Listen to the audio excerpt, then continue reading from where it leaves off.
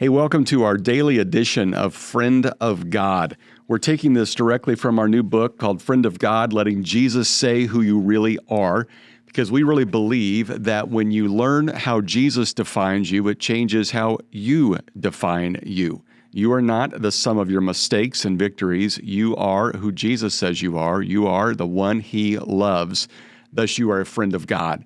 And in this incredible journey through the writings of John, we see John telling us over and over again, this is what it looks like to be loved by Jesus. And so through 40 days, we're going to take a look at what Jesus is showing to John, and thus John is showing to us.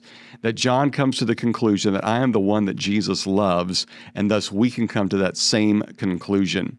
So, every day, we're going to take one of these chapters and give you just a very quick thing to think about and pray about for that day. And so here is today's episode. Day 14, I am the one who knows the way. Hope you've read chapter 14. Hope you're doing this with a group. Maybe you've listened to it on Audible and you can talk about it with family and friends. But in this particular chapter, we talked about this whole idea of Jesus saying, I am the way, the truth, and the life. No one comes to the Father but through me. For years, other people from other religions, and even people that are not spiritual at all, often see this as a very exclusive kind of statement from Jesus. How dare you say you're the only way to God? And you and I could probably come up with many reasons why we do believe Jesus is the only way to God. It is not a trip up a mountain where there's, many roads to get there, but rather it's only Jesus, to which that sounds so short-sighted when it comes to other people and other religions. But here's the reality. Jesus is not just saying I'm one way or I'm a way. He's saying the way because there is no other way. In other words, no one else is coming for you.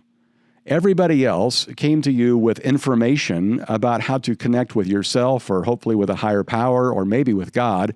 But I have come as God in the flesh, and I have come for you, and I'm going to take you with me one day. And I'm going to prove that by dying on a cross and coming back from the grave. No one else has done that.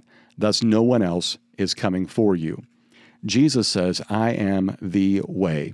How do you know that you're one Jesus loved?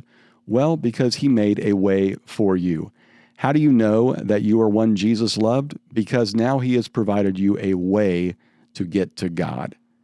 So here's what I want you to think about today. Take a moment and think of how Jesus came for you. And if that's not enough to humble you, think about how Jesus came for your loved ones as well.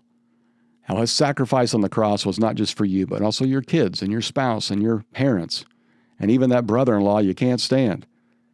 Take a moment and think of how Jesus came for you. And then I want you to pray this prayer. Jesus, thank you for coming for me. Thank you for being the way to God. Well, we'll see you tomorrow for day 15. Well, I hope that was helpful for you today. Take that with you throughout the remainder of your day. We'll be back tomorrow with another daily edition. Make sure you check us out on YouTube and subscribe wherever you get your podcasts.